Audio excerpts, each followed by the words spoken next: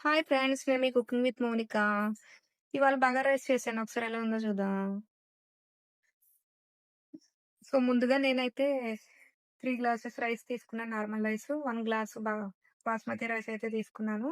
కడిగేసి పక్కన పెట్టినానండి. Stove on చేసి కుక్కర్ పెట్టుకొని అందులో 2 టేబుల్ స్పూన్ ఆయిల్ ఏసుకున్నాను. ఆయిల్ వేడయ్యేలోపు మనం పక్కకు తీసి పెట్టుకున్న ఆనియన్ పీసెస్ వేసేసుకుందాం. తర్వాత పచ్చిమిర్చి, టమాటా కూడా ఒకే బౌల్‌లో వేసి పక్కన పెట్టుకున్నానండి. అది కూడా వేసాను. అలాగే బిర్యానీకి సంబంధించిన బిర్యానీ ఆకు, కరివేపాకు, మరాఠీ మొగ్గ, లవంగాలు, చెక్క, ఇలాచి ఇవన్నీ ఒక ప్లేట్‌లో తీసి పక్కన పెట్టుకున్నాను. ఇవన్నీ వేసి ఇంకొకసారి అవి వేడేలోపు మనం గట్టితో ఒకసారి అటు ఇటు తిప్పుకుందాం గట్టితోటి. పచ్చి బఠానీ తీసుకున్నానండి. బఠానీ కూడా వేద్దాం. అల్లం వెల్లుల్లి పేస్ట్ కూడా 2 స్పూన్లు యాడ్ చేశానండి నేను. బిర్యానీకి అల్లం వెల్లుల్లి పేస్ట్ ఒకటి, బిర్యానీ మసాలా ఒకటి టేస్ట్‌గా ఉంటది కదండీ! అలాగే బగారా రైస్‌కి కూడా ఇవే తీసుకున్నాను. బిర్యానీ కంటే బగారా రైస్ కొంచెం సింపుల్ అంటారండి.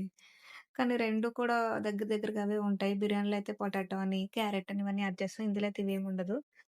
సో, ఇదైతే సింపుల్‌గా ఉంటదని పిల్లలు అడుగుతున్నారండి బగారా రైస్ చేయమమ్మా అనేసని. నేనైతే ట్రై చేశాను ఇవాళ. ఇదైతే అవుతుంది కదండీ ఇలాగా.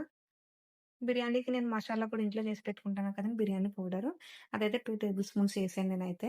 ఏం లేదంటే అది ధనియాలు, జీలకర్ర, లవంగాలు ఇవన్నీ ఒకసారి వేయించేసుకొనేసి నేను పౌడర్ ఆడేసుకొని అయితే పెట్టుకుంటానండి. ఒక డబ్బాలో స్టోర్ చేసుకుంటాను నేనైతే. సో, కస్తూరి మెంతి ఉంటది కదండీ! అదైతే ఒక బౌల్ తీసుకున్నాను. సాల్ట్ అండి నెక్స్ట్. సాల్ట్ టేస్ట్‌కి సరిపడినయితే ఒక స్పూన్ ఏసాను. మళ్ళా వాటర్ ఏసిన తర్వాత కూడా వేయనవసరం లేకుండా సరిపోద్దనేసి నేనైతే ఒక స్పూన్ ఏసానండి సాల్ట్ అయితే. సో, అది ఫ్రై అవుతూ ఉంటుంది కాబట్టి కొంచెం ఇంకా వాటర్ పోసుకుంటానండి. 3 గ్లాసులేసాను కదా! నేనైతే 5 గ్లాసెస్ అయితే వాటర్ తీసుకుంటున్నానండి. గ్లాస్‌తో కొలత పెట్టాను కాబట్టి గ్లాస్ తోటి వాటర్ యాడ్ చేసి వాటర్ ఏసానండి నేనైతే. సో, వాటర్ అయితే మరుగుతుందండి.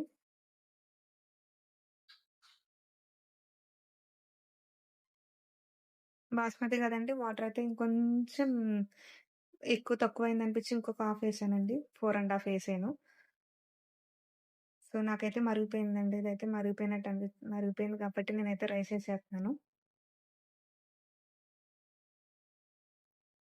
బగారా రైస్ కాంబినేషన్ చికెన్ అయితే బావుంటదండి. ఏ బిర్యానీ తీసుకున్నా, ఏ దమ్ బిర్యానీ తీసుకున్నా, ఏది తీసుకున్నా కాంబినేషన్ చికెన్ గాని, మటన్ గాని బావుంటదండి.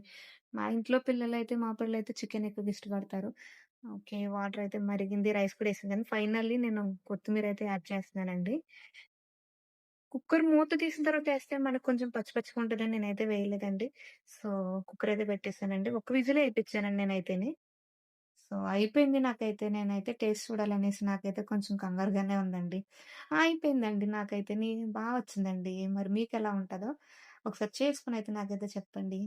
సో, నేను చికెన్ కర్రీ బావుంటదని చెప్పాను కదండీ! టేస్ట్ అయితే చూసేత్తన్నాను. ఓకే. సబ్స్క్రైబ్.